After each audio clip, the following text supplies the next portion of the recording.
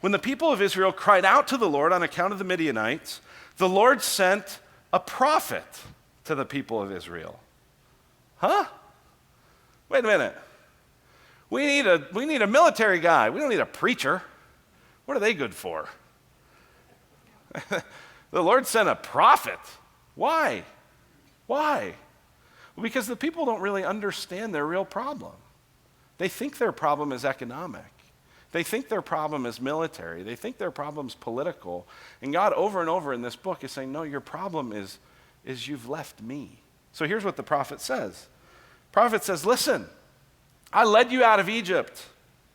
Verse 8, thus says the Lord, the God of Israel, I led you from Egypt. I brought you out of the house of slavery. I delivered you from the hand of the Egyptians, from the hand of all who oppressed you, and drove them out before you and gave you their land. And I said to you, I'm the Lord your God. You shall not fear the gods of the Amorites in whose land you dwell.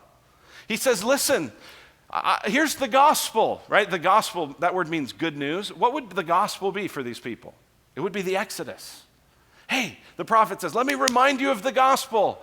You were enslaved, you were stuck, you were helpless, you were hopeless, you were in bondage in Egypt.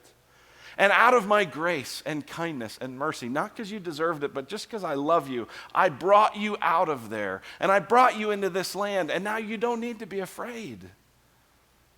Don't you remember that story?